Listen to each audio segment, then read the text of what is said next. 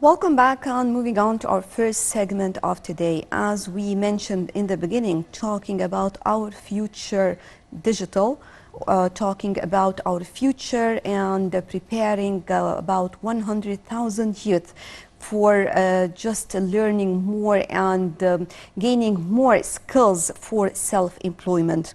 Actually, today we have the pleasure to have with us Ms. Heba Ziddin. She's a writer. And first of all, good morning. Good morning. And tell me, how do you see or how do you think of this initiative? First, thank you so much. And I'd like to talk about the initiative of Our Future is Digital. Actually, this initiative is really smart. We're talking about digitalization. So we're talking about making our life smart and smarter.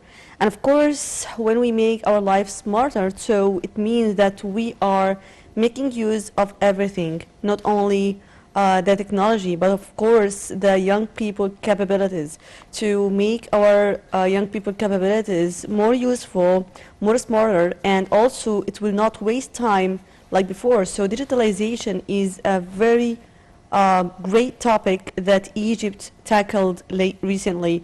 The initiative of making our futures digital, it's really smart way and a smart initiative to make our life smarter and digitalized.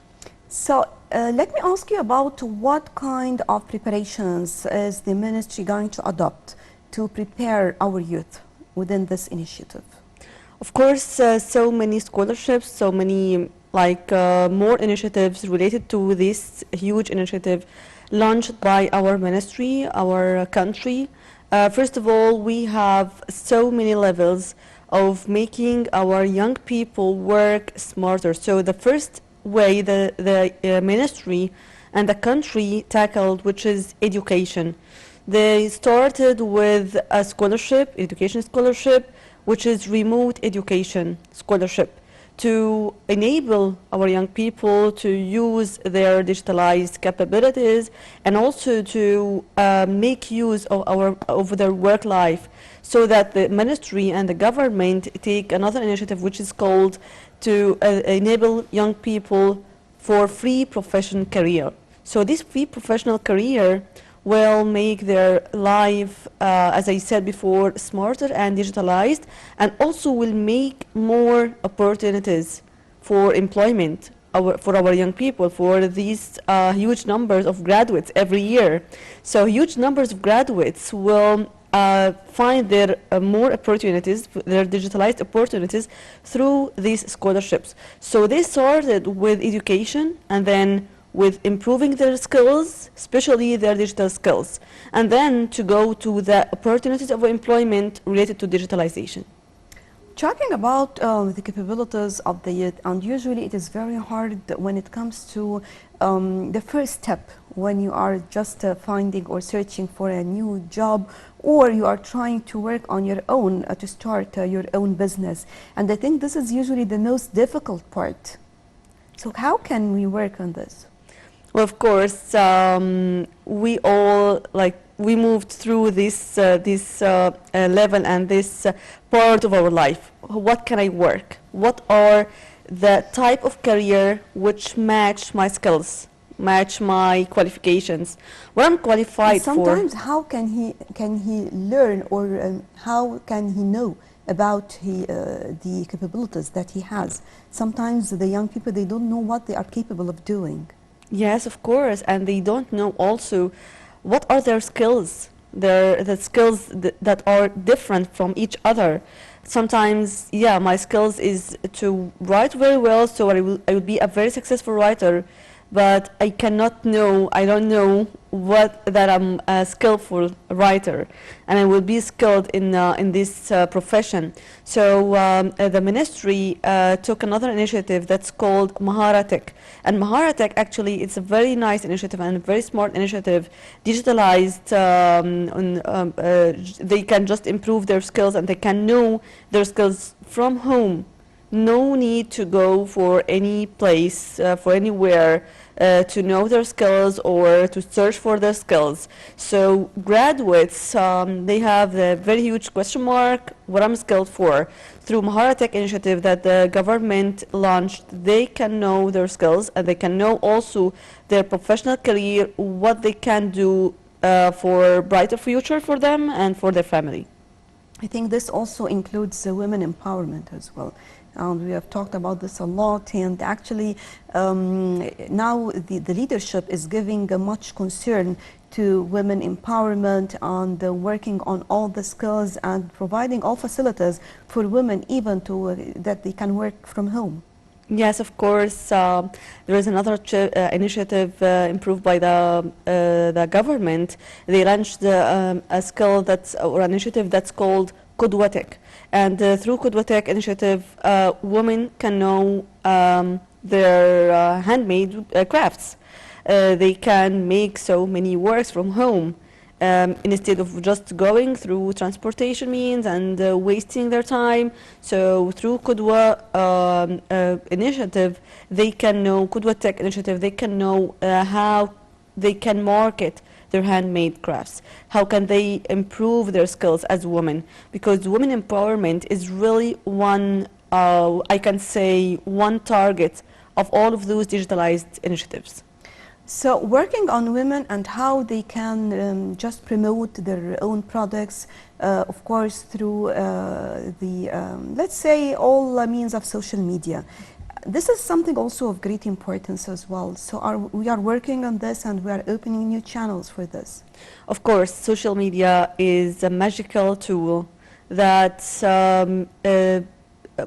initiative of making our futures digital, or our futures digital initiative, I can say raised. So social media as a magical tool, now we can think as women that we have no longer wasting our time, or just we have like no useful time that we are spending on social media, because through these initiatives we can learn from social media.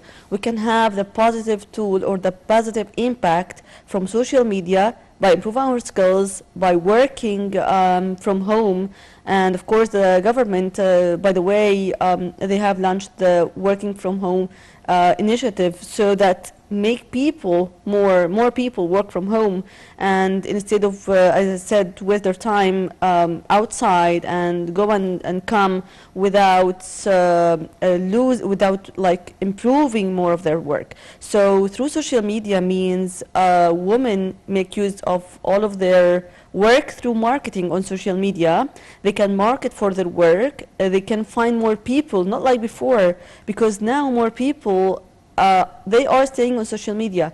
We have so many platforms, without mentioning names, so many platforms and so many means via social media that they can market their work.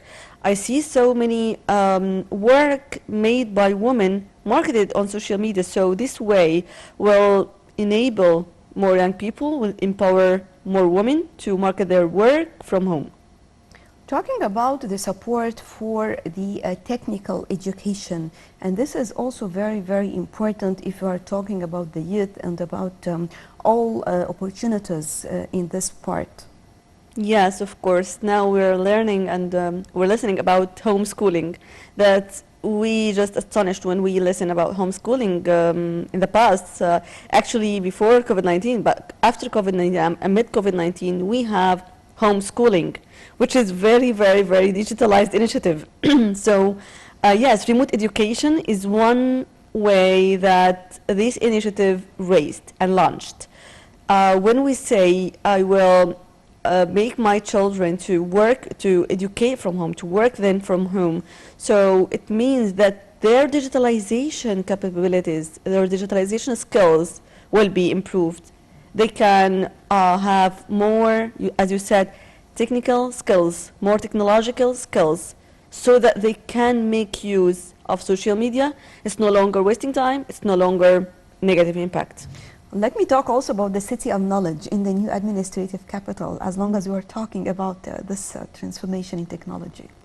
Yes, in the new capital, this huge projects, of technological and of technical projects in the new capital that the presidency has launched in this new capital will enable and will form the future of children of today, for also the children of tomorrow, that they will be raised and they will be grown up for knowing and being aware of the digital life. Actually, the initiative is called Our Future is Digital, and I can say that also our life now is digital. So we're trying to raise up our children to work on the digital life, and they will actually live in this digital life, which will be started in the new capital. Talking about funding such an important initiative and providing the opportunity also that each and everyone can access, for example, the means of using this technology. How do you see this, and how can it help as well? Because still not everyone has his own laptop or tablet or all these kinds of accessible tools. Yes, of course. Well, if we will think about economy or fundraising for these accessible technologies, so we will think of transforming the life, I can say offline life to online life. So online life, you will not pay a lot. You will not it's not consuming life.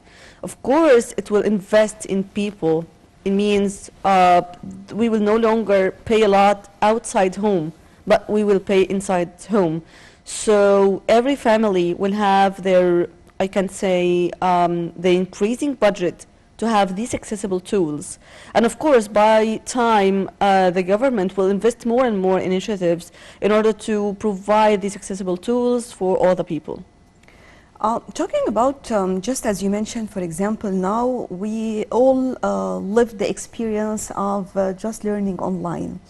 Maybe in the past, when you tell someone about learning online or having a certificate online, he will start to be a little bit hesitated. But now, definitely everyone is looking now for the online education, for adults at least, and even for the kids, for the young people. And we have seen new apps every day appearing, just providing more means of interaction among them, that we can see it is not just sitting in front of your laptop or just looking or watching a teacher, but no, now you have many interaction apps that you can work on, whether you're talking about groups, about individuals, and this helps also a lot in this. Yes. When we say that our life was globalized, now we can say our life is more globalized. So everything now is being at your home. You can watch everything. You can get accessibility from all of the, I can say, places, in education universities, in employment companies. They are only applying from like online application. So we have here there's so many universities around the world, very huge universities. They make their tools, their materials accessible for all the young people. So we find so many certificates online. And actually some companies, they require these certificates online. So it's no longer, yes, as you said, it's no longer suspicious, or we no longer hesitate about this. But of course we can get this, because now our world is not just one small room, but a smaller room actually. It's a global village, we can say it like that. Yes, of course. And these social media and new applications form on social media, they make our worlds like, as I said, at your home. So you can go to any place of the world and all over the world, just you're staying from home. You can even work in the multinational companies, you can work everywhere, but just staying at home. And of course, I expect that the world will no longer go fully and completely offline after COVID-19, because the world lived this way. The world liked the digitalized life. So they will not get back, of course. Talking about the youth and the impact of mingling the youth with different cultures, how important it is when it comes to the practical life. So now you're talking about universities, I'm even talking about high schools. Now they are opening the channels to have your own project with the students from different countries of your same age, making some agreements with some other schools in different countries, so that you have the same age, you are sitting with the same age, talking to him and making a project, for example. How can this have an impact on his personality and on him as a person who's going to start a new career or a practical life? Well, I can say that they are more lucky than us because, yes, they have so many capabilities to be built. I can say digital capabilities. So as a young people, their influence on them that they are, they have more capabilities more than us.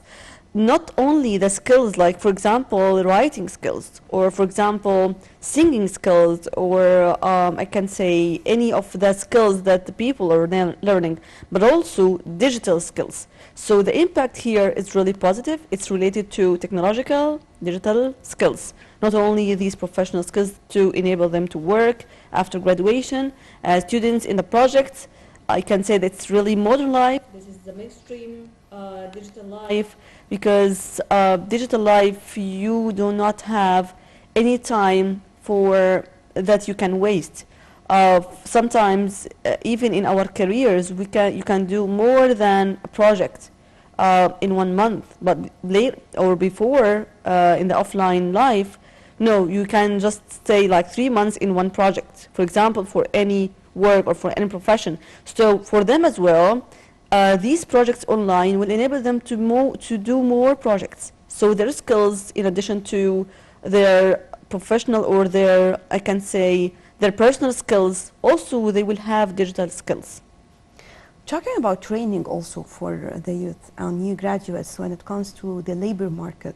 Usually when we used to talk about the labor market in the past, we used to talk about the lack of training and the demands of the market so that you can produce, and talking also about efficiency of what you are producing. So nowadays we can see that the leadership of Egypt is giving much concern to training of the youth, preparing them for the practical life and the labor market demands. How do you see this, and what are the steps adopted to move forward? Of course, we have some, I can say, some initiatives from the government, which is called programmers training, and also digital training for the young people. So programmers training, it will enable the young people to be aware and to be, I can say, they have like consciousness on the programming and how it works. And they can, of course, in the fields, in the whole life fields, they can be, they can have like these more building and these more capabilities to go through any of the libraries, any of the educational tools, any of the career life, in order to have these capabilities and through this training. Of course, building digital capabilities for young people training, which is launched by the leadership of Egypt, will enable young people to have, I can say, this smart way. Why do we say digital life is a smart life? Because yes, I can consider that the young people will be smarter. They can think more like quickly. They can have this grasp, this smart grasp. I was just going to ask you about the challenges that one might face while working with the youth. Working with the youth, they have digital, these digital skills. I don't think that they might have challenges related to network or related to technology. They just, what the government made is really smart, because they empowered, or they enabled. They were trying to cope with their needs. Yes. The needs of the youth, of course. Yes, of course. So through this training, they have no challenges. So the government's trying to avoid any challenges that might encounter them or might face them in their professional career. So this training will, I can say that will avoid any challenges that young people might face. And of course, in, I can say, pre-COVID-19 life, when we have this offline professional career, yes, young people face so many challenges, which is related to technology and digitalization. But now, when everything is digitalized, they can think smarter, they can not waste their time, and also they can be more successful to build more capabilities and skills. We can say that this is also part of our sustainability and Egypt's vision for 2030 as well. Yeah, I think that in the future, like near future, through just few years, we will have more digitalized tools, again, more than this. And we can say, when we have this digitalization live before, so yes, the world is going very fast, and we have to cope with the mainstream, and this is really smart initiatives by Egypt. They are going with the mainstreams all over the world, with the new world, we can say, which is the new world of digitalization that we are living. And of course, in 2030 vision, Egypt's formed and already taken these initiatives to be in the beginning lines of the world countries, so that they can Egypt can compete more countries to be in this like front lines of being digitalized country. I think now Egypt is, just as you mentioned, competing and moving on the right track. If I'm talking about digitalization, now we can see Egypt in a completely different place. Yes, we can predict. This is our future, and this is our country. We hope, of course, brighter future for our country. So we can predict that Egypt will lead more countries to be like Egypt, like a role model. So I can say that Egypt is a role model of digitalization life and digitalized life, and more countries will take Egypt as a role model from all over the world, I think, because yes, it's leading so many African countries even in this digitalization life. So of course, yes, Egypt is on track of digitalized life. Especially we are talking about digitalization in many different aspects of life and different, let me say that most of the sectors. Yes, so many ministries. We can say Ministry of Technology and Information, Communication and Information Technology, Ministry of Education, the whole ministries, they are working on the same track of Egypt's leadership. And even providing more services for the citizens for whatever they want, that they can achieve most of their needs through the internet as well. Of course, yeah. The three initiatives launched by the leadership, Mahara Tech, Wazifa Tech, and Qudwa Tech, they are like bright initiatives that I advise everyone to read about it, and they can know what are the demands that Egypt is doing for its citizens, so that they can make use of all of these techs, all of these, we can say, initiatives. They are techs, yeah, technology.